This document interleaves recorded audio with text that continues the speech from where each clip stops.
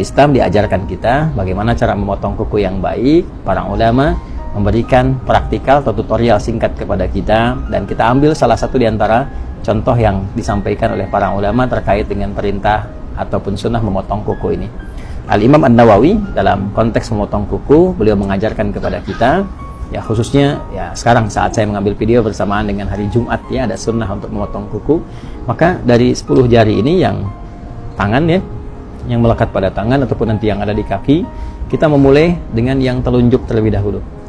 Ini ya, para ulama mengajarkan kita, para ulama memulai dengan telunjuk di sini, ya caranya kita mengambil yang telunjuk terlebih dahulu.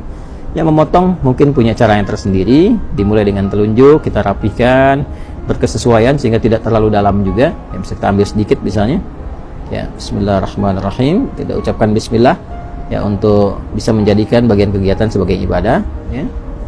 Nah, ini seperti ini teman-teman sekalian, ya. Nah, ya.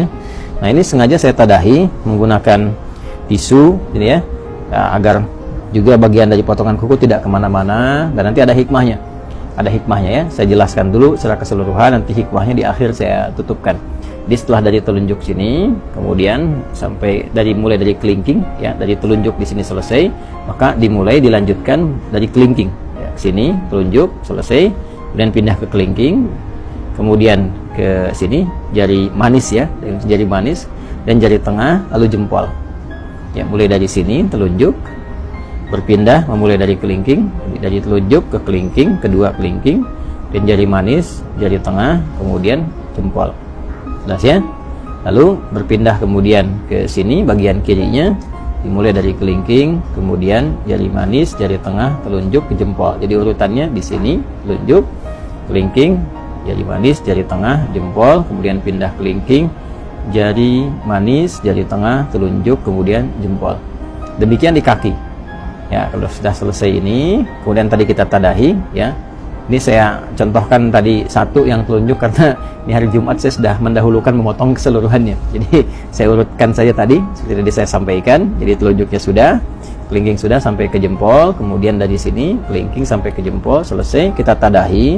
Ini maksudnya supaya mudah untuk dikumpulkan. Ini tinggal dilipat, ya seperti ini misalnya, dan dilipat. Nah, ada lagi asar itu jejak yang bisa kita dapati dari contoh-contoh ulama yang bersambung pada sikap-sikap mulia, ya biasanya nanti sampai ke sahabat atau sampai juga kepada Nabi Sallallahu Alaihi Wasallam.